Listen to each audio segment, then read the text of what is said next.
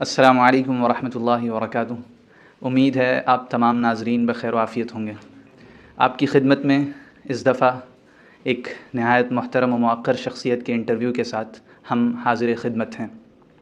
ندوے میں 2 روزہ فقہی سیمینار کا انعقاد کیا گیا، جس کی مناسبت سے مختلف ملکی و عالمی سطح پر مشہور و معروف شخصیات دارالعلوم کے احاطے میں تشریف لائیں، اور انہی میں سے ایک شخصیت جو ہمارے ساتھ اس وقت تشریف فرما ہیں مولانا رضی الاسلام ندوی ہیں۔ یہ ہماری خوش قسمتی ہے کہ مولانا نے ہماری متواضع دعوت کو قبول کرتے ہوئے انٹرویو دینے کی اجازت مرحمت فرمائی۔ آج قبل اس کے کہ ہم مولانا سے سوالات کریں، مولانا کی شخصیت گرچہ محتاج تعارف نہیں، مگر یہ بتا دینا مناسب معلوم ہوتا ہے کہ مولانا فقہ و فتویٰ اور تصنیف و تالیف کے میدان کی ایک بہت معروف شخصیت ہیں، اور صرف ہندوستان و پاکستان میں ہی نہیں بلکہ جہاں بھی اردو پڑھنے والے پائے جاتے ہیں وہاں پر مولانا ایک اپنی شناخت رکھتے ہیں۔ آج مولانا سے ہم 4 مختلف مرحلوں میں سوالات کریں گے، اور انشاءاللہ مختلف سوالات جو جماعت اسلامی کے تعلق سے یا مولانا کی ذاتی زندگی کے تعلق سے ان کے محبین اور ان کے چاہنے والوں میں موجود ہو سکتے ہیں، ان کے جوابات جاننے کی کوشش کریں گے۔ السلام علیکم ورحمۃ اللہ۔ وعلیکم السلام ورحمۃ اللہ وبرکاتہ۔ مولانا، سب سے پہلے تو آپ کا شکریہ ادا کرنا چاہیں گے کہ آپ نے ہم لوگوں کی اس متواضع دعوت کو قبول کیا۔ پھر اس کے بعد ہم چاہتے ہیں کہ آپ اپنے اس علمی سفر کا جو آغاز آپ نے کیا تو اپنے خاندانی پس منظر کے ساتھ کس طرح آپ ندوے تشریف لائے، اس پر اختصار سے روشنی ڈالیں۔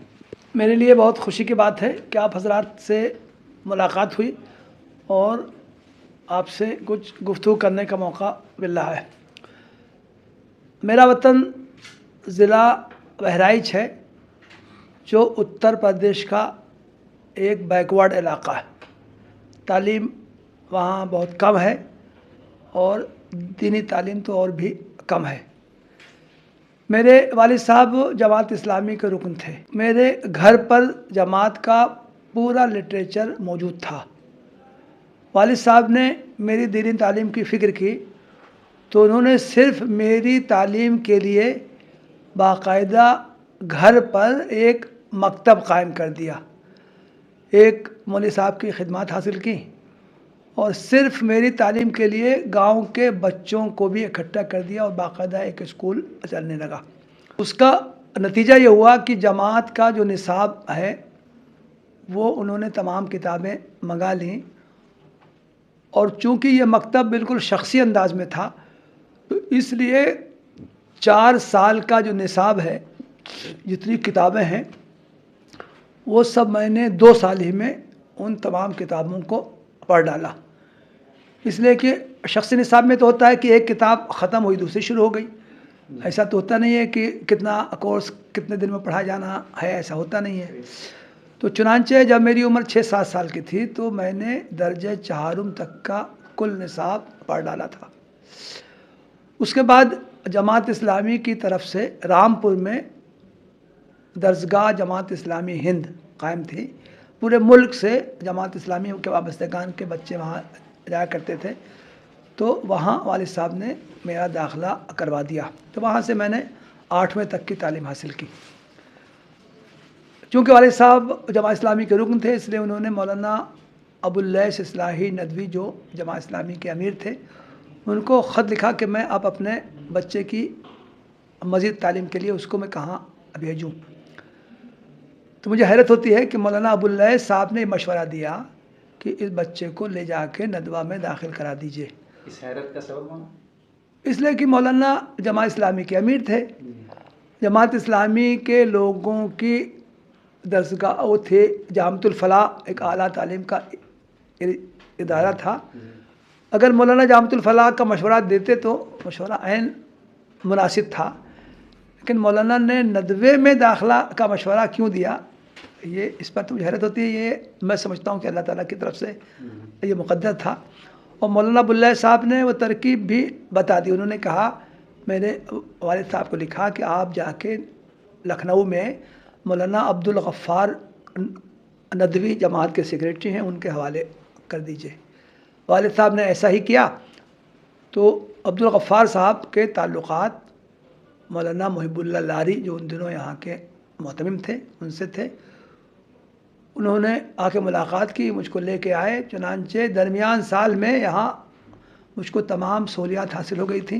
हॉस्टल में मुझको जगह मिल गया, क्लास में बैठने की इजाज़त मिल गई। मुहिबुल्लाह साहब ने कहा कि अगले साल जब शव्वाल में दाखिला होगा तब बाकायदा रजिस्टर में नाम लिखा जाएगा। और उसकी वजह भी ये हुई, मैं अर्ज़ कर दूँ। मुहिबुल्लाह साहब ने कहा कि अगले साल आप लेके आइएगा। वालिद साहब ने कहा कि ये 4-6 महीने जो हैं बच्चा घूमे में टहलेगा, भूल भी जाएगा, इसलिए आप अभी से आप दाखिला ले लीजिए। तो वालिद साहब के इसरार पर और मौलाना अब्दुल गफ़ार नदवी साहब की सिफारिश पर मोहतमिम साहब ने खुसूसी तौर से मेरे साथ रियायत की। ये एमरजेंसी तो चुनांचे जो 85 साला जश्न जो नदवे का हुआ था 1975 में, उससे कुछ दिन पहले मैं आ गया था। फिर जश्न में भी मेरी शिरकत हुई और उसके बाद फिर शव्वाल में बाकायदा मेरा यहाँ दाखिला हो गया था। अरबी सोम में हुआ था, जिसको कि गालिबन सानविया, राबिया या खामसा कहते हैं आजकल। जी।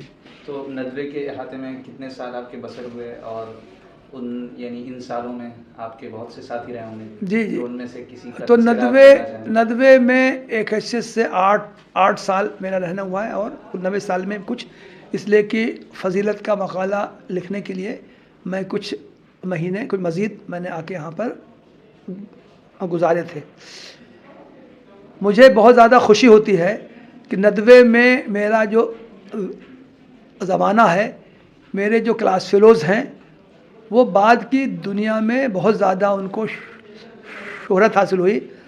नदवे में तालिब इल्मी के ज़माने में भी हमारा जो बैच था वो नदवे के मुमताज़ तरीन तलबा में से था, और नदवा के असातिज़ा के और नदवा के ज़िम्मेदारों का उनको तक़र्रुब हासिल था, और वो उन पर बहुत ज़्यादा एतमाद किया करते थे।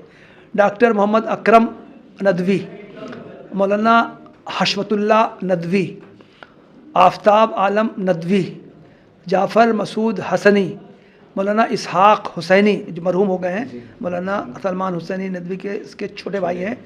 तो ये हमारा जो बैच था वो अपनी तालिब इल्मी के ज़माने में भी मौलाना मोहम्मद खालिद कानपुरी जो आजकल इमारात में हैं, दुबई में हैं, मौलाना वज़ीर अहमद आज़मी ये भी आजकल इमारात में हैं। तो इन लोगों का हमारा बैच था। एक मौलाना मोहम्मद उमर लद्दाखी, लद्दाख में हैं, वहाँ के जामा मस्जिद के इमाम भी रहे हैं, वहाँ की जो उलमा की जो कौंसिल है उसकी भी जो वो ज़िम्मेदार है, और वहाँ लद्दाख की एक बड़ी दीनी शख्सियत की हैसियत से उनको शोहरत हासिल है। तो ये अल्हम्दुलिल्लाह हमारा ये बैच था, बहुत अच्छा बैच था। तो मुझे उन लोगों के साथ रहने का मौका मिला। मौलाना, आपने नदवे में 8-9 साल का एक तवील अरसा गुजारा है। ज़ाहिर है इस तवील अरसे में तालिब इल्मी की ज़िंदगी में बहुत से दिलचस्प वाक़यात पेश आते हैं। इस एक वीडियो में उन तमाम वाक़यात को सुनना तो मुमकिन नहीं है। हम चाहते हैं कि एक जो आपकी याद के लिहाज से सबसे ज़्यादा दिलचस्प वाक़या हो वो हम तलबा के साथ शेयर कर दें। ये बात सही है कि यहाँ नदवे में 8-8.5 साल की जो ज़िंदगी गुजारी है, बहुत से वाक़यात हैं, दिलचस्प वाक़यात भी हैं, तो उनका अहाता करना तो मुमकिन नहीं है। मैं से एक वाक़े का तज़किरा करता हूँ। मुझे इब्तदा ही से मुताले का शौक़ रहा है, और ये मुझको वरसा में वरासत के तौर से मुझको ये हासिल हुआ है। वालिद साहब के पास ज़ाती तौर से बहुत अच्छी लाइब्रेरी थी, जमात का पूरा लिटरेचर मौजूद था, तो गया कि शुरू ही से मुताले का शौक़ रहा है। तो मेरा नदवे में दाखिला हुआ था, कुछ ही दिन हुए थे कि मुझे मुताले का शौक़ हुआ, तो मैंने सीरतुन नबी किताब इशू करवाई और मैं उसका इजरा करने के लिए पहुंच गया। लाइब्रेरियन मौलाना मोहम्मद मुर्तज़ा मुज़ाहिरी थे। लाइब्रेरी से कोई भी किताब इशू कराने के लिए उनके पास हाज़िरी ज़रूरी होती थी। तो मैं किताब लेके मैं पहुंचा, तो उन्होंने किताब देखी, मेरा साइज़ देखा, तो छोटा सा मेरा ख़त था। तो उन्होंने कहा ये क्या करोगे? मैंने कहा मैं पढ़ूँगा इसको। अच्छा, पढ़ लोगे इसे? उन्होंने सीरत के बारे में 2-3 सवालात किए और मैंने उनके जवाब दिए।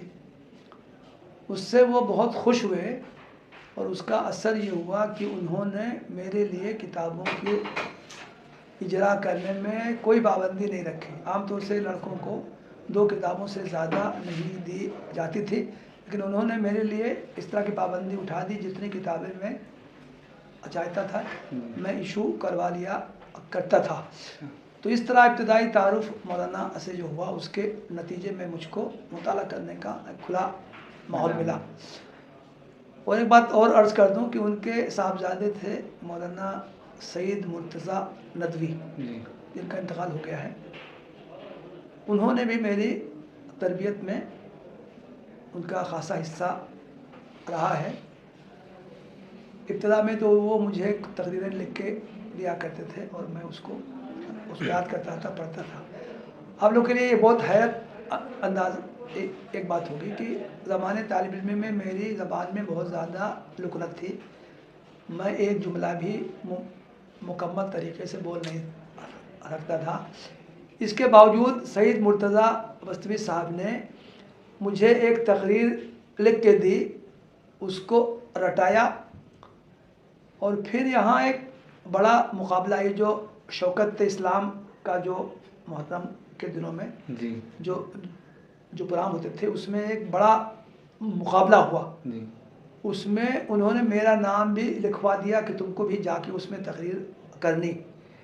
آپ اندازہ کریں کہ ایک ایسا طالب علم جس کو صحیح سے بولنا بھی نہیں آتا ہے اور اپنی زبان کی لغت کی وجہ سے اس کو بولنے میں شرم و جھجک بھی رہتی ہے، اس کو انہوں نے اسٹیج پہ لے جا کے کھڑا کر دیا. تو ان سب چیزوں نے حوصلہ بلند کیا. میں کوئی بھی کام میں کر سکتا ہوں، یہ انہوں نے تو اس طرح کے واقعات نے جذبہ پیدا کیا. سید مرتضیٰ بستوی صاحب کی میری تربیت میں ان کا غیر معمولی حصہ ہے. انہوں نے ایک چیز مجھ کو پابند کیا کہ میں روزانہ 1 صفحہ عربی زبان میں لازماً لکھا کروں. اس کا انہوں نے مجھ کو پابند کیا کہ تم عربی کتابوں کا مطالعہ کرو، تعبیرات اکٹھا کرو، یہ کرو وہ کرو، ان تعبیرات کو اپنے 1 صفحے میں استعمال کرو. روزانہ میں لکھتا تھا اور 1 ہفتے کے بعد وہ میری کاپی چیک کرتے تھے، اصلاحات کرتے تھے، بتاتے تھے، مشورہ کرتے تھے یہ تم نے غلط استعمال کیا ہے، یہ تعبیر ہونی چاہیے، وہ ہونی چاہیے، اور کہتے تھے کہ آئندہ پھر یہ جو میں بتا رہا ہوں اس طرح استعمال کرو. ہر ہفتے وہ نوٹ چیک کرتے تھے میرے لکھے ہوئے. تو کہ اس طرح ان کے انداز تربیت نے میرے لکھنے کی صلاحیتوں میں اضافہ کیا. ندوے کا تذکرہ ہو اور آپ نے ایک ایسا دور گزارا ہے جس میں مولانا ابوالحسن علی حسنی ندوی باحیات ہیں، تو اس تعلق سے سوال یہ پیدا ہوتا ہے کہ آپ نے ان کی شخصیت سے کس طرح استفادہ کیا اور ان سے کیسا تأثر لیا. اور اسی ضمن میں ایک سوال یہ بھی ہے کہ ندوے کا آپ کی شخصیت کے ارتقاء میں کیا کردار رہا؟ کہ میری طالب علمی کا دور، میرا تعلیم حاصل کرنے کا دور صرف ندوے کا ہے. ہم دیکھتے ہیں کہ بعض طلباء 1 سے زیادہ مدارس میں جاتے ہیں، استفادہ کرتے ہیں. تو اس اعتبار سے میں خالص ندوی ہوں، بے آمیز. اور اس بنا پر میں ندوی الفکر ہوں. ندوے کا جو قیام کا جو مقصد ہے، جو اس کا امتیاز ہے، تو میں نے اس کو اخذ کرنے اور اس کو جذب کرنے کی کوشش کی. ہم جانتے ہیں کہ ندوے کا نعرہ ہی رہا ہے الجمع بین القدیم الصالح والجدید النافع. ہم جانتے ہیں کہ ندوے کی فکر اعتدال پر مبنی ہے، توازن پر مبنی ہے، کسی طرح کی غلو پسندی نہیں ہے، انتہا پسندی نہیں ہے. تمام فقہی مسالک کو ساتھ میں لے کے چلنے کی بات ہے. تمام جو فکری جو مکاتب فکر ہیں تمام لوگوں سے تعلق رکھنے کی بات ہے. تو میں سمجھتا ہوں کہ شعوری یا غیر شعوری طور سے وہ تمام ندوے کی فکر کو میں نے اختیار کرنے، اس پر عمل کرنے اور اس کی طرف دوسرے لوگوں کو دعوت دینے کی کوشش کی ہے. تو مجھے اس پر کوئی افسوس نہیں ہے یا کچھ یہ نہیں ہے کہ میں اور کہیں رہا ہوتا، یہاں جاتا وہاں جاتا تو زیادہ چوتن نہیں. میری تعلیم تربیت ندوے میں ہوئی ہے، اس پر مجھے فخر ہے اور مجھے اللہ تعالیٰ کا میں شکر ادا کرتا ہوں کہ مجھے عالم اسلام کے ایک بہترین ادارے میں تعلیم حاصل کرنے کا موقع ملا. اسی طرح میں اس پر بھی اللہ تعالیٰ کا شکر ادا کرتا ہوں کہ مجھے حضرت مولانا سید ابوالحسن علی ندوی کا جو ان کا زمانہ ندامت ہے اس میں مجھے ندوے میں تعلیم حاصل کرنے کا موقع ملا۔ مولانا علی میاں سال کے شروع میں، سال کے آخر میں اور کبھی کبھی درمیانے سال میں بھی تمام طلباء کو اکٹھا کر کے ان کے سامنے خطابات کیا کرتے تھے۔ تو جیسے مولانا کے جو خطابات پاجا سراغ زندگی میں ہیں، اسی طرح کے خطابات مولانا سال میں 2 بار تو ضرور ہوتے تھے۔ ان تمام خطابات سے مجھے استفادہ کرنے کا موقع ملا۔ اسی طرح مولانا سے مجھے باضابطہ کچھ کلاس میں جیسے طلبہ بیٹھ کے سیکھتے ہیں، اس طرح بھی مجھے مولانا کے سامنے زانوِ تلمس طے کرنے کا بھی موقع ملا ہے۔ مولانا علی میاں کوئی ندوے میں رہتے تھے، کوئی لائبریری میں رہتے تھے، آنا جانا لگا رہتا تھا۔ تو کبھی کبھی مولانا آخری درجے کے طلبہ کو بلا کے مہمان خانے میں یا مسجد میں بٹھا کے ان کو جیسے ایک استاد کلاس میں پڑھاتا ہے اسی طرح بیٹھ کے لڑکوں کو پڑھایا کرتے تھے۔ حجت اللہ البالغہ، کچھ ادب کی چیزیں، بلاغت کی چیزیں، کچھ لیکچرز، اس طرح بھی مجھے مولانا سے استفادہ کرنے کا موقع ملا ہے۔ ایک چیز سے میری جو محرومی رہی ہے اس کا بھی اعتراف کرنے میں کوئی حرج نہیں ہے۔ جیسا کہ میں نے عرض کیا کہ میری زبان میں لکنت تھی، اس کی وجہ سے آدمی گوشہ نسی ہو جاتا ہے، لوگوں سے دور رہنا چاہتا ہے، کچھ جھجک رہتی۔ تو وہ میرے پورے زمانے طالب علمی میں رہی، اس لیے اساتذہ سے الگ سے استفادہ کرنا، مولانا کی مجلسوں میں جا کے بیٹھنا، تو اس طرح کی چیزوں سے میں دور رہا تھا۔ لیکن اس کی میں نے یہ کمی، اس کی تلافی ایسے کی کہ میں نے مولانا کی کتابوں کا مطالعہ زیادہ سے زیادہ کیا۔ حضرت مولانا کی تقریباً تمام ہی کتابیں جو ہیں، عربی میں بھی اردو میں بھی، میں نے اس کا اپنے مطالعے کے شوق کی وجہ سے میں نے تقریباً تمام کتابوں کا، مولانا کی کتابوں کا مطالعہ کیا۔ اس کے علاوہ ایک چیز اور ہے، یہاں ایک استاد تھے اس زمانے میں، مولانا نور عالم خلیل الامینی، جو بعد میں دیوبند اور چلے گئے تھے۔ تو مولانا بڑے اچھے خطاط تھے، تو میں نے ان سے خطاطی بھی سیکھی، عربی رائٹنگ، خط نسخ، خط رقاع اور دوسرے خط جو سیکھے، تو اس بنا پر میری رائٹنگ اچھی ہو گئی تھی۔ تو اس کا فائدہ یہ ہوا کہ مولانا علی میاں نے کسی استاد سے کہا ہوگا کہ بھائی کسی لڑکے کی جو رائٹنگ اچھی ہو بھیجو، تو مولانا نے مجھ کو بلایا، ان کی خدمت میں حاضر ہوا، تو مولانا نے مجھے نزہۃ الخواطر کے آخری جو جلد ہے، 8ویں جلد، اس میں آپ کے علم میں ہوگا کہ اصلاً وہ کتاب تو مولانا کے والد کی ہے، لیکن 8ویں جلد میں خاصے اضافے مولانا علی میاں کے اپنے، تو وہ اضافے مولانا نے ایک زمانے میں مجھ سے فیل کروائے۔ میں نے اس کو وہ شوق سے فیل کیا، مولانا کی خدمت میں لے گیا۔ تو مجھے اب بھی یاد ہے، مولانا نے اس زمانے میں مجھے 300 روپے دیے معاوضے کے طور سے۔ 300 تو اس زمانے میں تو کافی بہت ہوتے تھے۔ جیسا ایک طالب علم ایسے موقع پہ کہا رہے مولانا کوئی ضرورت نہیں ہے، یہ ہے وہ ہے، ویسے میں نے مولانا کہا نہیں، یہ بزرگوں کا تحفہ ہے، لو اب یہ مولانا نے۔ تو اس سے اندازہ کر سکتے ہیں کہ مولانا اپنے شاگردوں کا کتنا خیال رکھتے تھے۔ اور ایک بات اسی طرح اور کر دوں، مولانا علی میاں نے مولانا مودودی پر جو نقد کیا، وہ کتاب ہے عصر حاضر میں دین کی تفہیم و تشریح، اس کا عربی میں ترجمہ مولانا نور عالم خلیل الامینی نے کیا۔ پھر بعد میں مولانا علی میاں نے اس پر ثانی کی دیکھا، اور پھر وہ کتاب عربی میں بھی التفسیر السیاسی للاسلام کے نام سے شائع ہوئی۔ تو چونکہ اس کا ترجمہ مولانا نور عالم خلیل الامینی نے کیا تھا، اس لیے انہوں نے مجھ سے وہ پوری اپنا وہ ترجمہ پورا فیل کروایا، اور پھر اس کو مولانا علی میاں کی خدمت میں پیش کیا۔ تو اس سے بھی آپ اندازہ کرتے ہیں کہ میں نے گویا کہ دیکھیں، مولانا مودودی سے میرا تعلق پیدائشی ہے، خاندانی ہے۔ مولانا علی میاں سے میرا تعلق یہاں کی ندوے کی نسبت سے ہے۔ تو گویا کہ ایسے افراد کم ہوں گے جنہوں نے کہ مولانا علی میاں اور مولانا مودودی دونوں سے ایک حیثیت سے، دونوں سے ان کی قربت رہی ہو، نسبت رہی ہو۔ مولانا ندوے سے فراغت کے بعد آپ علی گڑھ تشریف لے گئے، اور وہاں پر آپ نے بعض کورسز کیے، تو تحریک علی گڑھ کے متعلق آپ کا چند لائنوں میں تبصرہ، اور اس میں وہاں پر آپ کو جو خوبیاں نظر آئیں یا جو خامیاں نظر آئیں، اس پر آپ کچھ تبصرہ کرنا چاہیں گے؟ ایک تو یہ سوال ہے کہ میں علی گڑھ کیوں گیا، اس کا بھی دلچسپ جواب ہے۔ میرے والد صاحب ایک گاؤں کے سیدھے سادھے باشندے تھے، جماعت سے تعلق کی وجہ سے ان کا کچھ دینی شعور تھا، فہم تھا۔ تو ان کی یہ رائے تھی کہ دین کا کام آدمی کرے پیسے لے کے، ہرگز نہیں۔ تو ان کا یہ کہنا تھا کہ تم علی گڑھ جاؤ، وہاں علم حاصل کرو، طبیہ میں داخلہ لو، طب کی پریکٹس کرو، دین کا تم کو جو بھی کام کرنا ہے وہ بغیر کسی اجرت اور بغیر کسی معاوضے کے تم کرو۔ تو میں نے بتایا نا کہ ہمارے ساتھیوں کا مضبوط ایک گروپ تھا، اس گروپ نے سخت مخالفت کی، اور چونکہ میرے والد صاحب یہاں ندوے میں ہر 2-3 مہینے پہ آیا کرتے تھے، میری نگرانی کیا کرتے تھے، اساتذہ سے ملاقات کرتے تھے، کہتے تھے کہ میرے اس بچے کا خیال رکھیے گا، تو اس وجہ سے ہمارے گروپ کے ساتھیوں سے بھی والد صاحب کے تعلقات تھے۔ تو ہمارے ساتھیوں نے والد صاحب کو روکنے کی کوشش کی کہ آپ اس بچے کو آپ کہاں دنیا داری کے ماحول میں بھیج رہے ہیں، اس کو دینی تعلیم ہی میں آگے بڑھائیے۔ لیکن والد صاحب کی ایک سوچی سمجھی فکر تھی، اس لیے انہوں نے مجھے وہاں بھیجا۔ تو وہاں بھی اسی طرح میں 10 سال اسٹوڈنٹ لائف میری رہی ہے، میں نے وہاں سے BMS کیا، پھر MD کیا۔ لیکن میں سمجھتا ہوں کہ ندوے کے بعد علی گڑھ جانا بھی میرے لیے بہت فائدے مند ہوا، اور وہاں بھی مجھے بہت کچھ سیکھنے کا موقع ملا۔ تو علی گڑھ کی بھی زندگی ایک بہت اچھی ہم نے وہاں گزاری۔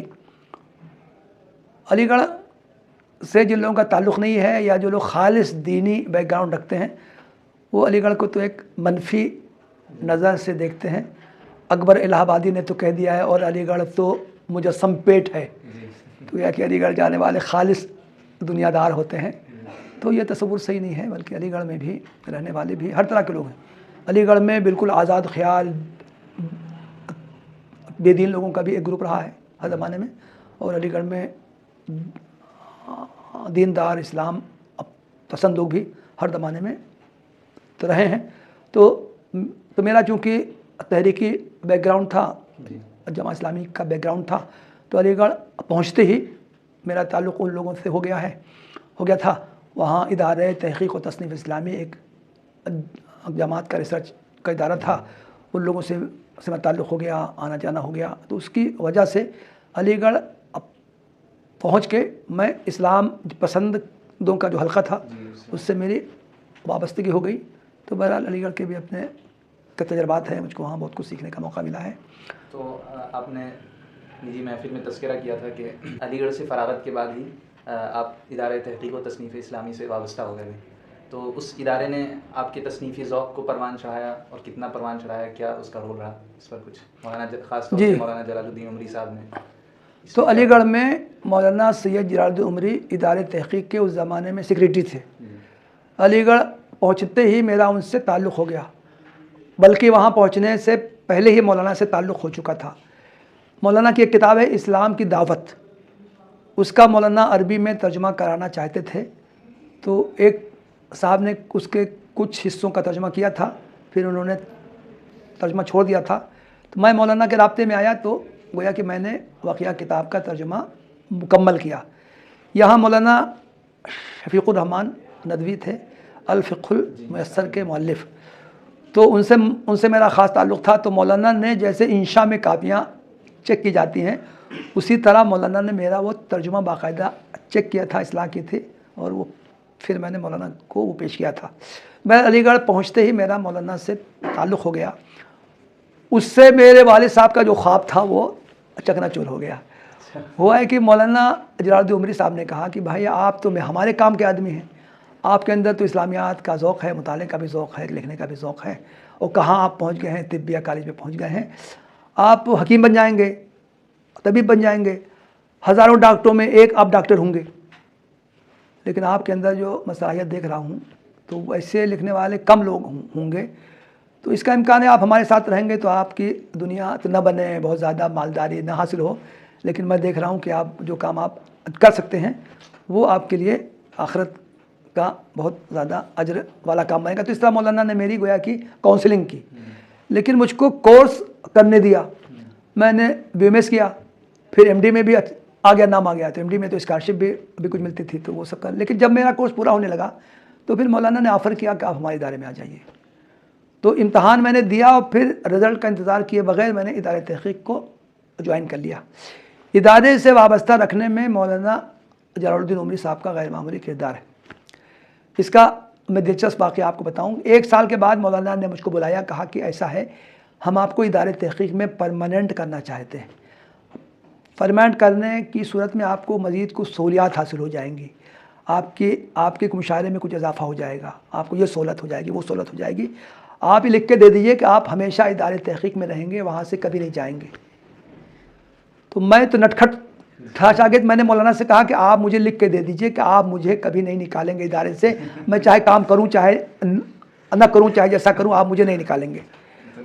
تو مولانا نے کہا ارے یہ کیسے ہو سکتا ہے؟ تو میں نے کہا ایسی، تو پھر مولانا نے کیا عادت تھی، مولانا نے کچھ دیر ادھر ادھر کی بات کی اور پھر وہی کہا کہ بھائی جو کمیٹی ہے، میٹنگ ہے، تو آپ کی کچھ تحریر آئے گی تبھی اس پر ہم فیصلہ کریں گے۔ تو میں نے پھر وہی بات دہرائی۔ جب مولانا نے تیسری بار بھی وہی سوال کیا، وہی میں نے جواب دیا، مولانا نے عاجز آ کے کہا اچھا وہی جو کہہ رہے ہو وہی لکھ دو۔ تو میں نے یہ لکھ کے دیا کہ میں ادارے میں 1 سال رہنے کی وجہ سے میرا ایک علمی ذوق بنا ہے، تو انشاءاللہ میں آئندہ زندگی میں اسلامیات ہی پر میں کام کروں گا، لیکن ادارے میں رہوں گا یہ کوئی ضروری نہیں، ادارے سے اچھا کوئی ادارہ مل جائے گا میں وہاں چلا جاؤں گا۔ لیکن مجھے حیرت ہوتی ہے کہ یہ جو تحریر تھی وہ نامعقول تحریر تھی، اس تحریر کی روشنی میں کیا کوئی اپارٹمنٹ کی بات ہو سکتی تھی؟ لیکن مولانا نے کیا کمیٹی کے افراد کو کیا کہا ہوگا کہ انہوں نے، مولانا نے پرماننٹ کا مجھ کو وہ لا کے دے دیا کہ تم کو پرماننٹ کر لیا گیا ہے۔ تو گویا کس طرح مولانا جلالالدین عمری صاحب کے ساتھ مجھے 40 سال تک رہنے کا موقع ملا ہے، تو گویا کہ میں کہہ سکتا ہوں کہ مولانا کو اسلامیات کی طرف مائل کرنے میں، لکھنے کا سلیقہ سکھانے میں مولانا جلالالدین عمری صاحب کا غیر معمولی کردار ہے۔ مولانا یہ کہا کرتے تھے، جو کہ مجلہ ایک نکلتا تھا کہ تحقیقات اسلامی، میرے اس میں طبیہ کالج میں جب میں اسٹوڈنٹ تھا اسی زمانے میں میرے اس میں سب مضامین شائع ہونا شروع ہو گئے تھے۔ اس کے علاوہ جب ادارے تحقیق میں جب میں وابستہ ہوں تب بھی کچھ چیزیں جو میں لکھی، مولانا کہتے تھے کہ میں تمہاری ایک ایک سطر میں پڑھتا ہوں، جو دوسرے لوگ جو لکھتے ہیں وہ تو دیکھ لیا ٹھیک ٹھاک ہے کہ نہیں ہے دے دیا، لیکن میں تمہاری ایک ایک سطر پڑھتا ہوں۔ اور گویا کہ وہ اصلاح کرتے تھے، بلا کے بتاتے کہ دیکھو اس طرح لکھو، یہ لفظ نہیں استعمال کیا ہے، یہ لکھو۔ تو اس طرح گویا کہ مولانا نے گویا کہ مجھ کو لکھنے کا سلیقہ سکھایا ہے۔ تو گویا کہ اسلام، بلکہ جو کچھ میں نے لکھا ہے بہت سے موضوعات مولانا کے بتائے ہوئے ہیں، ان پر میں نے لکھا ہے، مضامین لکھے ہیں، کتابیں لکھی ہیں۔ تو گویا کہ جی اب تک آپ کی 100 سے زائد تصنیفات اگر تمام کو شمار کیا جائے منظر عام پر آ چکی ہیں، تو آپ کو ان تمام تصنیفات میں سب سے زیادہ آپ کے دل کے قریب کون سی ہے، اور آپ کسے سمجھتے ہیں کہ ہاں وہ بہت محنت و جافشانی سے لکھی گئی اور اسے ہم سب کو تو کم سے کم پڑھنا چاہیے؟ کوئی ایک تصنیف آپ؟ ایک تو میں بتاؤں کہ یہاں میں نے فضیلت کا مقالہ لکھا تھا، سیرت الخلیل سیدنا ابراہیم علیہ السلام، تو وہ فضیلت کا مقالہ میں نے لکھا، جمع بھی ہو گیا۔ لیکن بعد میں جب میں ادارے تحقیق سے جب وابستہ ہوا تو پھر میں نے اپنے اسی مواد کو سامنے رکھ کے اس کا اردو میں ترجمہ کیا۔ ترجمہ کیا کیا، اس کو خود اردو میں خود ہی لکھا اس مواد کی روشنی میں۔ وہ کتاب میری ادارے تحقیق سے شائع ہوئی۔ شاید اس موضوع پر حضرت ابراہیم علیہ السلام کی حیات و قرآن میں جو تفصیلات ہیں اس پر کوئی کتاب نہیں ملتی، یا کچھ کتابیں ہیں بھی، لیکن میری اس کتاب کو غیر معمولی مقبولیت حاصل ہوئی۔ ہندوستان میں، پاکستان میں وہ شائع ہوئی، ملیالم زبان میں اس کا ترجمہ ہوا اور وہ مقبول کتابوں میں سے ہے۔ اسی طرح ادارے تحقیق میں رہتے ہوئے مولانا جلالالدین عمری صاحب کے بتائے ہوئے ایک موضوع پر میں نے کام کیا، وہ میری پسندیدہ کتابوں میں سے قرآن، اہل کتاب اور مسلمان۔ قرآن میں اہل کتاب کا تذکرہ کیا ہے، یہود، نصارہ، دونوں کا تذکرہ میں نے 3 ابواب میں کیا، 3 فصول میں کیا ہے۔ یہود سے اللہ تعالیٰ نے کیا وعدہ کیا، کیا ان سے عہد لیا گیا، اس عہد پر وہ پورا نہیں اترے تو اللہ تعالیٰ نے ان پر کیا عذاب دیا۔ اسی طرح عیسائیوں کے ساتھ اللہ تعالیٰ نے کیا میثاق لیا، عیسائیوں کا عمل کیا رہا اور عیسائیوں پر کیا عذاب آیا۔ جو تیسرا باب ہے وہ اہم ہے کہ اس سے مسلمانوں کو کیا نصیحت ملتی ہے۔ مسلمانوں سے اللہ تعالیٰ کی کوئی رشتہ داری نہیں ہے کہ آپ جو چاہے الٹے سیدھے کام کریں، لیکن وہ نحن ابناء اللہ و احباؤہ ہوں گے، نہیں۔ اگر مسلمان بھی اسی طرح کے کام کریں گے جیسے کہ یہود نے کیے تھے، نصارہ کے کیے تھے، تو مسلمانوں کا حشر بھی اسی جیسا ہوگا۔ تو یہ ہے اصل کتاب کا مرکزی تھیم۔ تو یہ گویا کہ ایک بہت انسپائرنگ ایک موضوع ہے مسلمانوں کے لیے، وہ کام ہے۔ اور یہ کتاب کا میں تذکرہ اور کرنا چاہوں گا کہ میرا ادھر کوئی رجحان ہوا ہے، اور میں سمجھتا ہوں کہ شاید اسلامیات کے بعد طب کی تعلیم، علی گڑھ کی تعلیم کے نتیجے میں یہ رجحان میرا بنا ہے کہ نئے موضوعات جو ہیں، سماجی نئے موضوعات ہیں، اس پر کام کیا جائے. اس پر کوئی ایسا ہی شخص کام کر سکتا ہے جس نے کہ دونوں اسٹریم میں تعلیم حاصل کی ہو. چنانچہ میری کتاب 21ویں صدی کے سماجی مسائل، اس میں 10-12 مسائل ہیں جو بالکل 21ویں صدی کے ہیں، جدید ترین ہیں. لیو ان ریلیشن شپ، غیر شادی شدہ مرد عورت ایک ساتھ رہنے لگتے ہیں. Homo sexuality, weapon of mass destruction, plastic surgery Islamic کیا حکم ہے. اسپرم بینک، مادہ منویہ کے بینک اب یورپی ممالک میں قائم ہونے لگے. سروگیسی، قائم مقام مادریت یعنی یوٹرس کو کرائے پہ لینا. یہ سارے موضوعات ہیں جو نئے موضوعات ہیں، اس پر سوالات لوگوں کے ذہنوں میں آتے ہیں، اور میں سمجھتا ہوں کہ کوئی خالص مولوی ان موضوعات پر نہیں لکھ سکتا. تو میں نے اپنی طبی تعلیم سے بھی فائدہ اٹھایا اور ان موضوعات پہ میں نے لکھا ہے. تو چنانچہ اسی موضوع کی جدت ہی کی وجہ سے یہ کتاب بھی میری ہندوستان میں بھی پاکستان میں بھی شائع ہوئی ہے اور بڑے پیمانے پر تو استفادہ کیا جاتا رہا ہے. ایک بات یہ کہ بھائی آپ کو کسی آدمی کے 8-10 اولاد ہیں، لڑکے ہیں، آپ سے پوچھیں کس سے تم زیادہ پیار کرتے ہو، تو یہ تو ہر ایک سے پیار کرتا ہے بھائی. تو جتنے کتابیں لکھی گئی ہیں تو بہرحال یہ سب یہ کچھ کتابوں کا تذکرہ کیا میں نے. مولانا آپ جماعت اسلامی کے قریبی عہدے پر فائز ہیں، تو جماعت اسلامی کے تعلق سے جو خاص طور سے سوشل میڈیا پر، چونکہ یہ ایک عوامی تنظیم ہونے کے بجائے ایک علمی اور نظریاتی تنظیم ہے، تو اس تعلق سے جو کنفیوژن پائی جاتی ہیں، خاص طور سے کل بھی ہم لوگوں نے گفتگو کی، تو ہم چاہتے ہیں کہ اس پر یہاں بھی بات ہو جائے. مثلاً کہا جاتا ہے کہ مولانا سید ابو العالی مودودی صاحب نے اقامت دین اور خاص طور سے جدت پسندوں کے مقابلے میں ایک سد سکندری کی طرح وہ کھڑے ہوئے اور ان کے نظریات کا ابطال کیا. لیکن اب خود جماعت میں ایک ایسا دبستان وجود پا رہا ہے جو جماعت میں رہتے ہوئے مولانا مودودی کے افکار کے مقابلے میں اور ان کے نظریات کے مقابلے میں اپنے نظریات، جو منکرین سنت تو کا نظریہ تو نہیں ہے لیکن ان سے قریب تر ہیں، ان نظریات کو فروغ دیا جا رہا ہے. تو آپ چونکہ صاحب البیت ادریٰ بما فیہ، تو آپ اس پر کیا تبصرہ کرنا چاہیں؟ دیکھیے، جماعت کی جو بنیادی فکر ہے اس پر جماعت اب بھی قائم ہے. مولانا مودودی نے اقامت دین کا نظریہ پیش کیا. اقامت دین کے جو بنیادی اجزاء ہیں، بنیادی جو نکات ہیں، وہ یہ ہے کہ اسلام دین ہے، وہ مذہب نہیں ہے، رسوم کا مجموعہ نہیں ہے، بلکہ دین کا مطلب یہ ہے کہ وہ زندگی کے تمام پہلوؤں کے بارے میں رہنمائی فراہم کرتا ہے. ان اقیم الدین کا مطلب ہی یہ ہے کہ دین کو زندگی کے تمام پہلوؤں میں قائم اور نافذ کرنے کی کوشش کی جائے، جس میں سے کہ ایک اہم پہلو سیاست بھی ہے. لوگ کہتے ہیں کہ یہ سیاسی اسلام، جماعت اسلامی سیاسی اسلام کی داعی ہے. یہ بات صحیح نہیں ہے.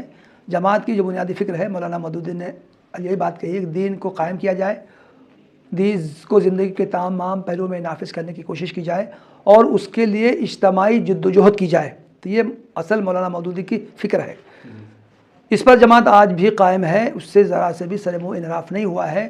چنانچہ جماعت کی جو تقسیم ہوئی، بعد میں جماعت اسلامی ہند کی جو تشکیل ہوئی، جماعت اسلامی ہند کا جو دستور جو بنایا گیا، اس میں باقاعدہ دفاع، عقیدہ، نصب العین، طریقہ کار، اس میں انہی باتوں کی وضاحت کی گئی ہے جو مولانا مودودی کی فکر تھی.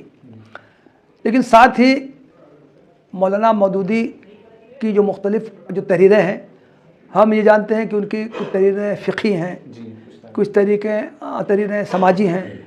تو مولانا مودودی نے خود یہ بات کہی ہے کہ جماعت اسلامی سے وابستگی کے لیے، یا میں نے جو فکر پیش کی ہے اقامت دین کی، اس فکر کا ہم خیال ہونے والے کے لیے میری ہر بات کی تائید ضروری نہیں ہے. جماعت اسلامی کی جب تشکیل 1941 میں ہوئی تھی، اسی وقت مولانا نے اپنے پہلے خطبے میں یہ فرمایا تھا، ارکان جماعت کو مخاطب کیا تھا کہ میں نہ تو کوئی ایسی پابندی اپنے لیے قبول کرنا میں چاہتا ہوں کہ کوئی مجھے پابند کرے کہ میں فلاں کی بات مانوں یا فلاں کا ہم فکر ہوں، اسی طرح میں ارکان جماعت پر بھی یہ پابندی عائد کرنا نہیں چاہتا ہوں کہ وہ میری ہر بات کی تائید کرے. تو اس بنا پر جماعت اسلامی مختلف معاملوں میں جماعت اسلامی ہند جو ہے اس کے جو علماء ہیں انہوں نے بعض معاملات میں مولانا مودودی سے اختلاف کیا ہے. وہ موضوعات فقہی بھی ہیں اور غیر فقہی بھی ہیں، فکری بھی ہیں. مثال کے طور سے داڑھی کے موضوع پہ مولانا مودودی کی رائے ہے کہ داڑھی بس دکھائی دینی چاہیے، ایک مشت ہونا نہیں ضروری ہے، یہ بات ہونے. لیکن جماعت اسلامی ہند کے عالم ہیں مولانا سید احمد عروج قادری، مولانا نے اس پر سخت تنقید کی ہے اور یہ کہا ہے کہ حدیث سے یہ معلوم ہوتا ہے کہ داڑھی لمبی ہونی چاہیے. یہ جو لوگ جو خشخشی داڑھی رکھتے ہیں وہ سنت سے ثابت نہیں ہے. اگرچہ انہوں نے لکھا ہے کہ جو بے دینی کے ماحول میں یا جدید انگریزی تہذیب والے ماحول میں جو نوجوان ہیں وہ اگر یہ بھی رکھ لیتے ہیں تو بھی بہتر ہے، لیکن ہے کہ ہم یہ نہیں کہہ سکتے کہ بس اتنا ہی شریعت میں مطلوب ہے. تو اس طرح کے کئی موضوعات ہیں. جماعت اسلامی کے ہندوستان کے جو علماء ہیں انہوں نے اختلاف کیا ہے، لیکن اس کا مطلب یہ نہیں ہے کہ وہ جماعت اسلامی کی فکر سے اختلاف رکھتے ہیں. ایک بات جو آپ نے یہ کہی ہے کہ جماعت اسلامی کے وابستہ لوگوں میں بعض لوگوں کی طرف سے ایسی باتیں آتی ہیں جس سے کہ معلوم ہوتا ہے کہ وہ کچھ انحراف ہے یا ان کی فکر میں یا وہ سنت سے کچھ اعراض ان میں کو پایا جاتا ہے، احادیث کے معاملے میں استخفاف پایا جاتا ہے. یہ بات صحیح ہے، کچھ لوگوں کے افکار ایسے ہیں، ہو سکتے ہیں. دیکھیے مسئلہ کیا ہے، جماعت اسلامی کے وابستگان کی کئی کیٹیگری ہیں، ارکان، کارکنان، متفقین. تو ایک جو آدمی باہر کا ہے وہ تو ان تمام لوگوں کو ایک ہی لیول سے دیکھتا ہے.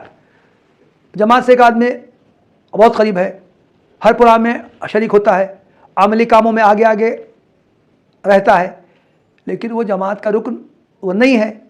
دیکھنے والے یہ سمجھیں گے کہ وہ جماعت کا اتنا قریبی ہے اور وہ ایسی باتیں کہہ رہا ہے تو یہ بدگمانی ہوتی ہے. لیکن جب معلوم کیا جائے کہ جماعت کا جو کیڈر ہے اس میں مختلف مراتب ہیں تو پھر اور جو شخص وہ بات کہہ رہا ہے وہ اس میں کس مقام پر ہے تو اس سے وہ بات اس کی تردید ہو جاتی. تو بات صحیح ہے، کوئی جب ایک اجتماعیت جب قائم ہوتی ہے تو اس کے وابستگان کئی لیول کے لوگ ہوتے ہیں، ان کے افکار میں بھی، ان کے سوچنے سمجھنے کے انداز میں، ان کے اظہار خیال میں بھی فرق ہو سکتا ہے. لیکن بحیثیت مجموعی جماعت اسلامی کی جو دعوت مولانا مودودی نے جو دی تھی، جن خطوط پر اس کو قائم کیا تھا، وہ بحیثیت مجموعی اس میں انحراف نہیں پایا جاتا ہے. اس لیے کہ مولانا نے وہ باتیں تحریری شکل میں لکھ دی ہیں اور اس کو جماعت کے دستور میں شامل کر دیا ہے. اگر ان باتوں کو جماعت کے دستور سے خارج کر دیا جائے تب تو یہ کہا جا سکتا ہے کہ جماعت اس راستے سے ہٹ گئی ہے. لیکن اگر وہ ایسا نہیں ہوا ہے، اب بھی جماعت کی فکر وہی ہے، وہی باتیں کہی جاتی ہیں، تو پھر یہ کہنا نہیں صحیح ہوگا کہ جماعت اپنے اصل بنیادی فکر سے ہٹ گئی ہے. یہ بات کہنے صحیح نہیں ہوگی. مولانا دارالعلوم ندوۃ العلماء کے طلبہ میں جماعت اسلامی سے یک گونا انسیت اور تعلق پایا جاتا ہے.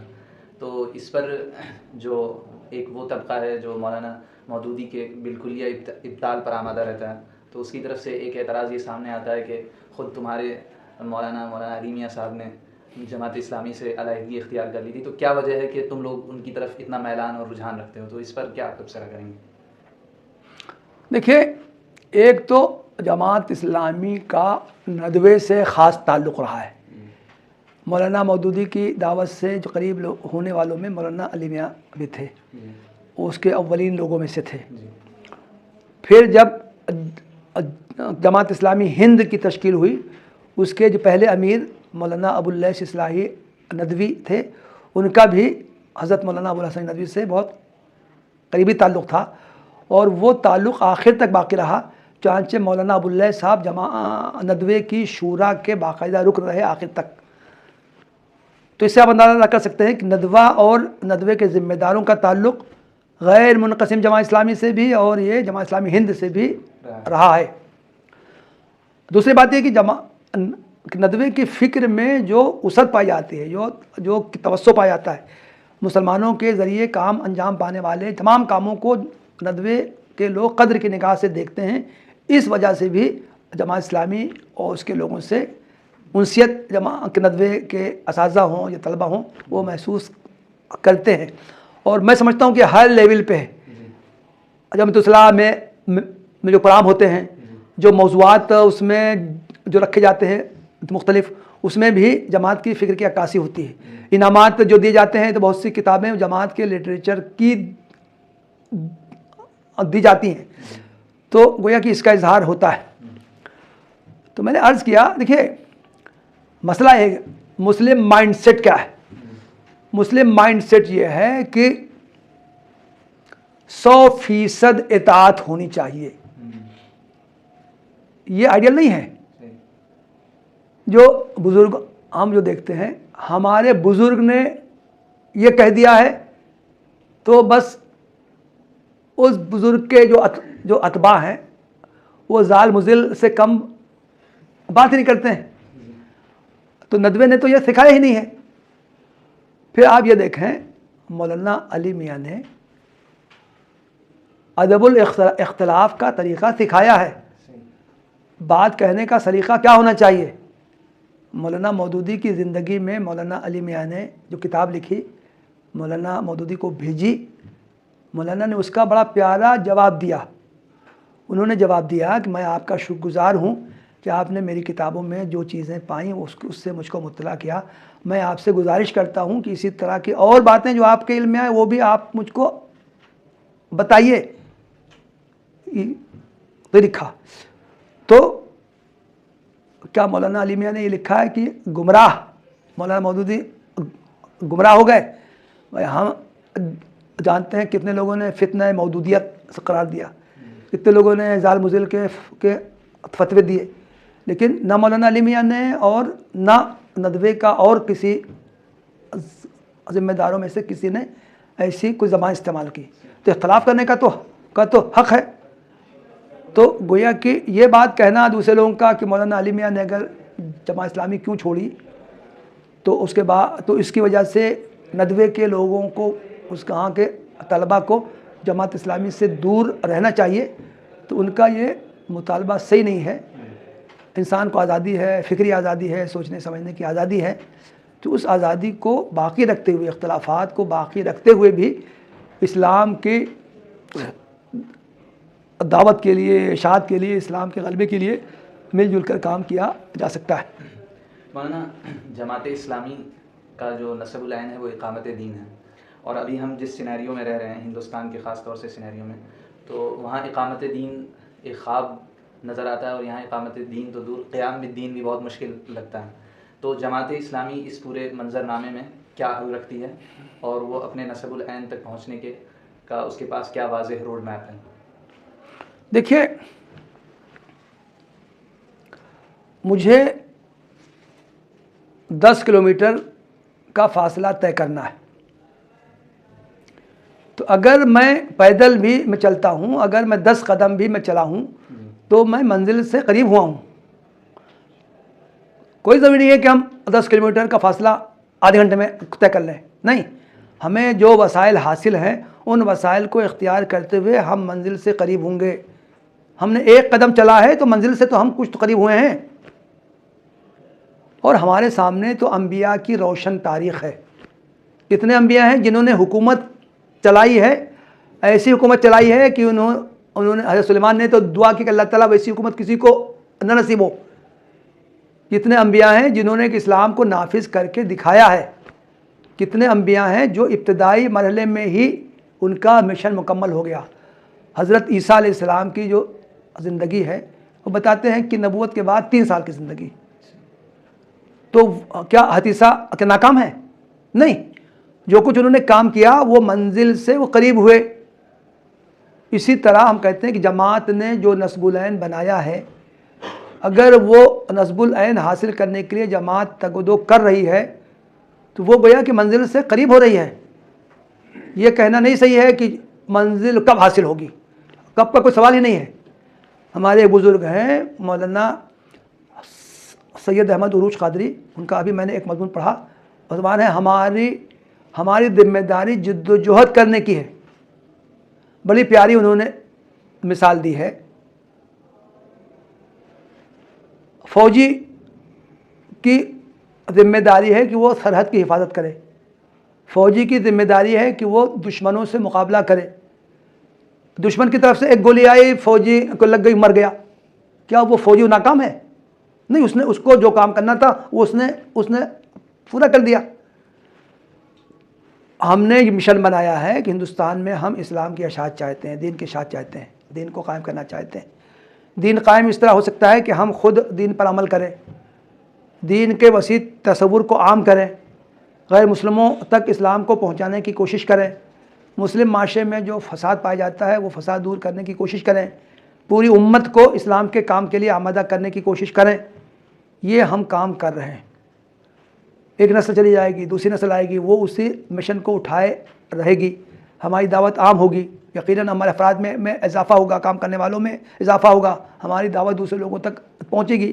ہم اسی راہ پر کام کرتے رہیں گے یہاں تک کہ ہمیں امید ہے کہ اللہ تعالیٰ ضرور ہمارے کام کو ہمارا بار کرے گا، ہماری دعوت لوگوں تک عام ہوگی۔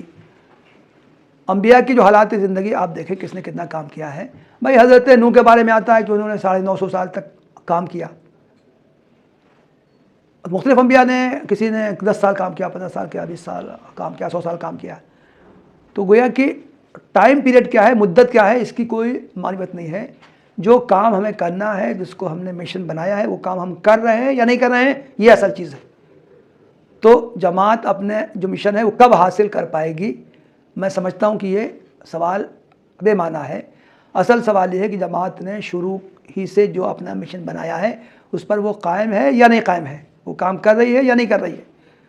تو ہم سمجھتے ہیں کہ جماعت وہ سب کام انجام دے رہی ہے، اور حالات کو الگ نہیں کیا جا سکتا۔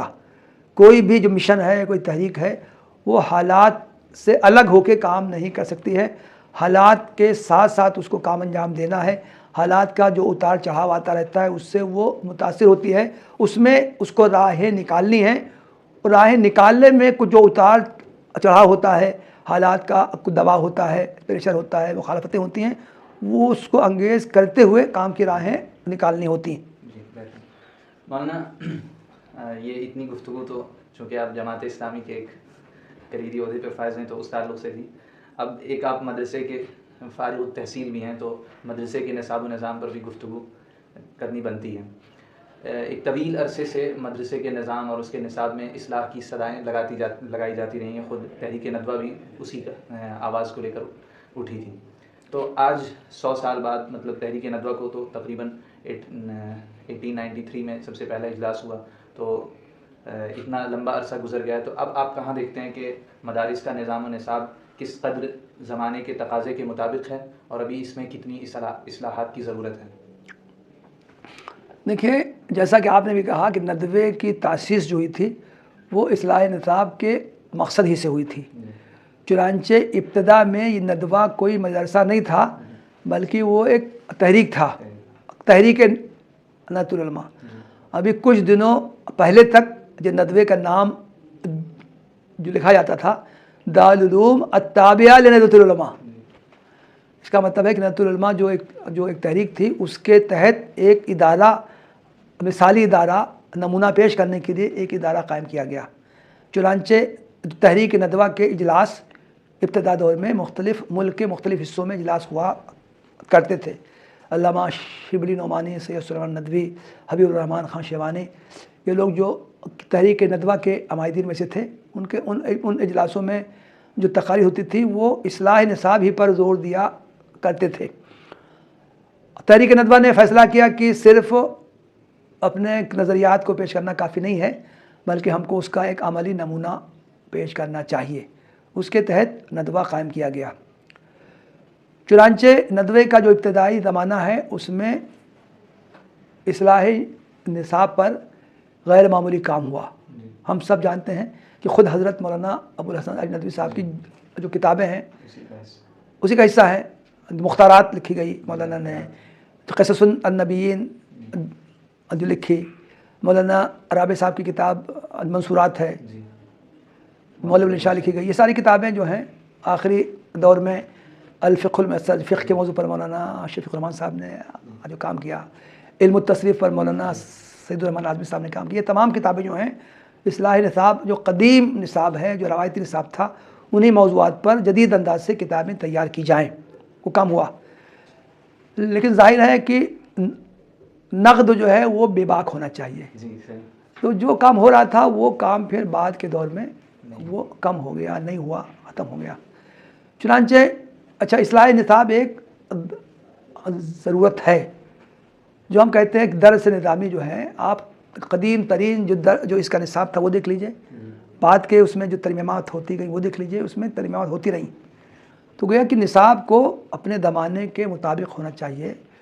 تو وہ کام میں سمجھتا ہوں کہ بعد میں ندوے میں بھی نہیں ہوا، اور جب ندوہ جو دائی تھا جب اس نے جو نہیں کیا تو بعد کے اور دوسرے مدارس سے کیا توقع کی جائے. تو ظاہر ہے کہ اس کی ضرورت ہے، اس سے مفر نہیں ہے. تو موجودہ حالات میں نئے مضامین کو بھی شامل کرنا چاہیے. اور پچھلے میں دیکھیں، علوم دینیہ ایک اختصاص کا موضوع ہے، اس کی اہمیت کا انکار نہیں ہے. تو جو لوگ علوم دینیہ میں اختصاص حاصل کرنا چاہتے ہیں ان کے لیے ٹھیک ہے، لیکن کچھ ایک مرحلے تک بلکہ کئی مرحلے بنائے جائیں. ابتدائی مرحلے میں طلباء کو تمام مضامین سے گزارا جائے، درمیانے مرحلے کے لیے کچھ نئے مضامین بھی شامل کیے جائیں، اور پھر اعلیٰ مرحلے کے لیے جو اختصاص کے الگ الگ شعبے قائم کیے جائیں. جو نئے جو مضامین ہیں ان کا بھی کچھ حصہ شامل کیا جائے. آئی ٹی کے نتیجے میں جو سائنسی جو ترقیات کے نتیجے میں جو چیزیں ہیں، لینگویج پر خصوصی زور دیا جائے. آپ اندازہ کریں علامہ شبلی نے جب وہ حیدرآباد میں تھے ان کے خطوط میں لکھا ہے کہ بار بار ندوے والوں سے کہتے تھے کہ ندوے میں سنسکرت کا شعبہ قائم کیا جائے. آپ اندازہ کریں کیوں؟ مولانا کو احساس تھا کہ بھائی ہندوستان میں سنسکرت، ہندی، انگریزی یہ زبانیں بہت اہم ترین زبانیں ہیں. ہم اپنے اگر ابنائے قوم کو مخاطب کرنا چاہتے ہیں تو ان زبان میں بھی مہارت پیدا کرنی چاہیے. تو گویا کہ جو جدید علوم ہیں ان کا کچھ حصہ لازماً نصاب میں شامل کرنا چاہیے. ہم جو ہے ایک بات کہیں، ہم ماڈرن علماء، ندوہ جو ہے وہ روایتی علماء پیدا کرنا اس کا ہی نہیں، کام ہی نہیں ہے. جماعت یہ ندوہ جو ہے ماڈرن علماء کو پیدا کرنا چاہتے ہیں، ان کے کھیپ پیدا کرنا چاہتا ہے جو کہ روایتی علوم میں بھی، دینی علوم میں بھی اختصار استعمال کرتے ہوں اور جدید علوم کا بھی ان کو حظ وافر حاصل ہو. تو یہ کام اسی وقت ہو سکتا ہے جب کہ نصاب کی اصلاح کی جائے اور اس میں کچھ نئے مضامین بھی شامل کیے جائے. طلباء 8-9 سال کا وقفہ جو کہ ان کے عنفوان شباب کا بہترین وقت ہوتا ہے وہ مدرسے سے میں لگا کر نکلتے ہیں، اور پھر جب وہ دنیا کے عملی میدان میں قدم رکھتے ہیں تو ان کو مختلف چیلنجز کا سامنا ہوتا ہے، خاص طور سے معاشی اور اقتصادی چیلنج.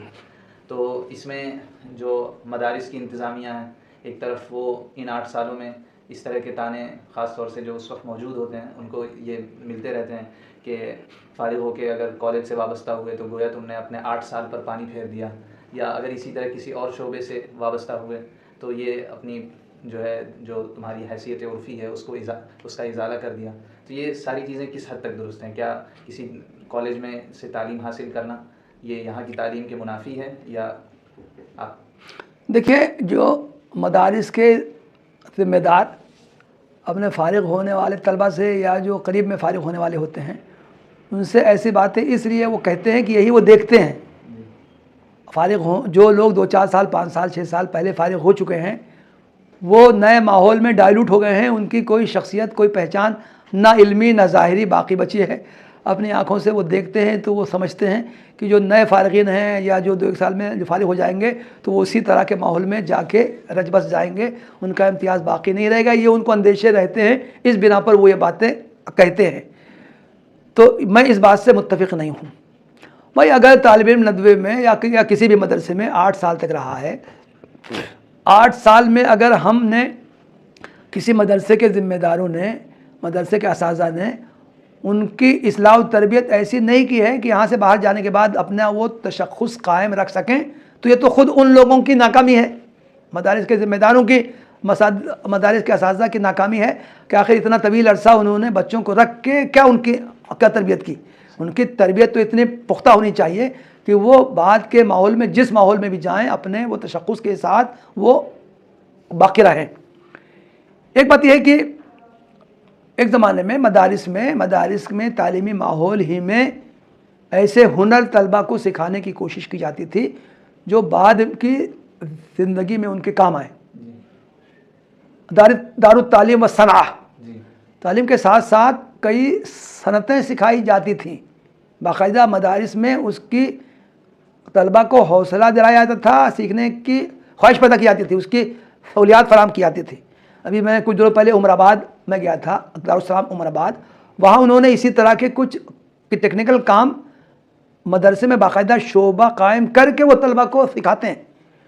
تو آئیڈیا تو یہی ہے کہ مدرسے میں طلبہ صرف تعلیم کتابوں کے حد تک رہنے کے بجائے کچھ ایسے ٹیکنیکل چیزیں حاصل کر لیں, ایکسپرٹائز کر لیں, جس سے کہ بعد کے زمانے میں وہ صرف مدرسے میں تدریس اور مسجد کی امامت ہی کی حد تک نہ رہیں, بلکہ ان کے لیے کوئی آپشنز کھلے ہوئے ہوں. چونکہ اب مدرسوں میں یہ ماحول نہیں ہے, تو اگر کچھ سہولیات ایسی ہیں کہ مدرسے میں رہتے ہوئے آدمی کچھ وقت کے لیے باہر سے استفادہ کر کے, مدرسے کے آس پاس میں ایسی چیزیں ہوتی ہیں, انگلش لینگویج اسپیکنگ کورس ہوتا ہے, کمپیوٹر کی لٹریسی کے کچھ پروگرام ہوتے ہیں, ٹرانسلیشن کی مشق کروائی جاتی ہے. تو اس طرح کی ایسی چیزیں سیکھ لیں تو بعد کی زندگی میں وہ ان سے فائدہ اٹھا سکتے ہیں, اور ارننگ بھی ان کی اس سے اچھی ہو سکتی ہے. آج کے دور میں یہ جو ٹیکنیکل ہینڈ ہے اس کی بہت زیادہ اہمیت ہے. میں دیکھتا ہوں کہ ندوے کے دہلی میں خاصے ندوی ایسے ہیں جو کہ میڈیکل فیلڈ میں کام کر رہے ہیں, ٹرانسلیٹر کی حیثیت سے کام کر رہے ہیں, اور بہت اچھی ان کی سیلری ہوتی ہے. تو گیا کہ اس طرح اگر ہم کوئی ہنر بھی حاصل کر لیں, اپنی کوئی اختصاص پیدا کر لیں, تو یہ ہم بعد کی زندگی میں ہم پریشان نہیں ہوں گے. تو یہ تھے ہمارے سوالات مولانا آج کے لیے. ہم چاہتے ہیں کہ اس ویڈیو کا اختتام آپ کی ایک جامع نصیحت پر ہو جائے نوجوانوں کو. دیکھیے, میں خاص طور سے طلبہ مدارس سے میں یہ بات کہنا چاہتا ہوں, یہاں مدرسے میں جو رہنے کا موقع ملا ہے 3 سال 5 سال 7 سال یہ عام طور سے ہوتا ہے, اس موقع کو غنیمت جانیں. یہ ان کی زندگی کا گولڈن پیریڈ, عہد زرنی ہے. ایسا موقع آئندہ زندگی میں کبھی نہیں ملے گا. مدرسے سے فارغ ہونے کے بعد جب عملی زندگی میں آدمی آتا ہے, طرح طرح کے وہ مسائل کا شکار ہوتا ہے. شادی ہو جاتی ہے, والدین یہ چاہتے ہیں کہ بچے کی کچھ ارننگ ہو, ان کو کچھ آرام کرنے کا موقع ملے. تو یہ جو وقت ہے مدرسے کا وہ انتہائی قیمتی ہے. اس میں ہم جتنی محنت کر لیں گے اتنا ہی ہم بعد کی زندگی میں آرام سے اس سے ہم فائدہ اٹھائیں گے. طالب علمانہ زندگی میں محنت کیا کی جائے؟ محنت کی جائے ہم اپنی صلاحیتوں میں اضافہ کرنے کی کوشش کریں. مدرسے کے طالب علم سے امید ہوتی ہے جو مضامین وہ جو پڑھتا ہے اس میں اس کو اختصاص حاصل ہو. مدرسے کی جو زبان عربی کی ہوتی ہے, اعلیٰ درجے کی کتابیں عربی زبان میں ہوتی ہیں, تو مدرسے کے طالب علم سے امید کی جاتی ہے کہ اس کی عربی اچھی ہوگی. مدرسے کے طالب علم سے امید ہوتی ہے وہ نئے مسائل میں عام لوگوں کی شرعی رہنمائی کے قابل ہوتا ہے. تو گویا کہ یہ ہم اپنے اندر یہ صلاحیتیں اسی وقت پیدا کر سکیں گے جب ہم کہ اس پیریڈ میں جو مدرسے کے ماحول میں ہم کو حاصل ہے اس میں ہم زیادہ سے زیادہ اپنے اوقات کو منضبط کریں. 24 گھنٹے کا وقت ہوتا ہے وہ ہر ایک کے پاس ہوتا ہے. کچھ لوگ ایسی اس کو ضائع کر دیتے ہیں, کچھ لوگ اس کو ایک ایک لمحے کو صحیح اس کے مصرف میں استعمال کرتے ہیں. تو طلبہ مدارس کے لیے میرا پیغام یہی ہے, میری گزارش یہی ہے کہ وہ جو یہاں جو عرصہ ان کو حاصل ہے اس کو انتہائی قیمتی سمجھیں اور اس کا ایک ایک لمحہ صحیح مصرف میں استعمال کریں, تو یہی ان کے لیے بہتر ہوگا, اسی میں ان کے لیے خیر ہے. جزاکم اللہ خیر.